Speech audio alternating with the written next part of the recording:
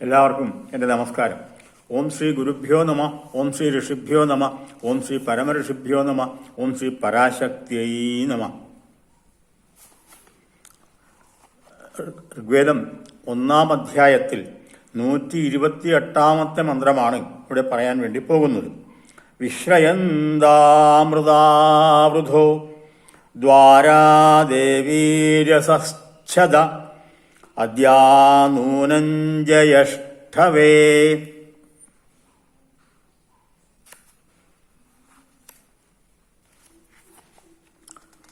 അന്വയം: ഋത വൃഥ ദേവീ അസശ്ചദ ദ്വാര അദ്യനൂനം യഷ്ടവേ വിശ്രയന്താം.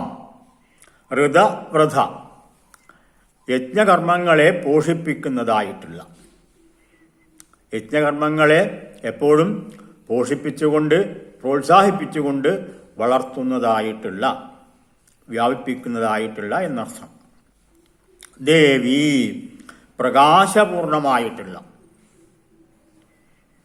അസശ്ചത തുറന്നാൽ പുരുഷന്മാരുടെ തിരക്ക് ഒഴിയുന്നതായിട്ടുള്ള, ദ്വാര യജ്ഞവേദിയുടെ ഉമ്മറം.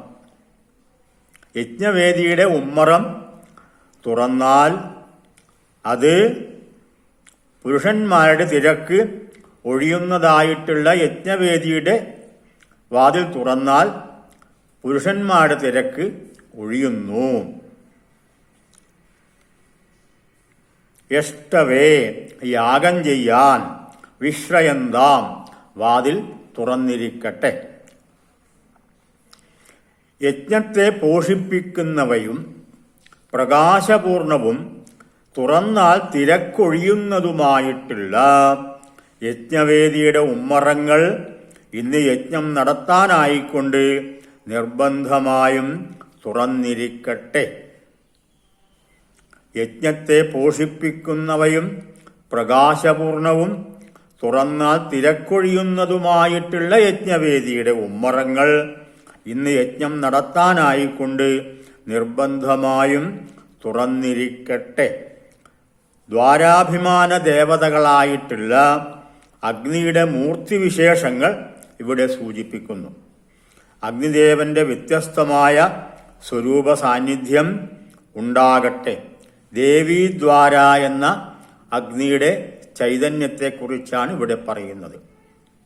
അങ്ങനെ ഓരോ അഗ്നി ചൈതന്യത്തെക്കുറിച്ചും അടുത്ത മന്ത്രങ്ങളിൽ വിശദമായിട്ട് പറയുന്നുണ്ട്. ഈ മന്ത്രത്തിൽ ദേവീദ്വാര എന്ന ചൈതന്യമൂർത്തിയെക്കുറിച്ചാണ് പറയുന്നത്. ഈ രംഗം ഇവിടെ അവസാനിക്കുന്നു. വീണ്ടും കാണാം. നമസ്കാരം.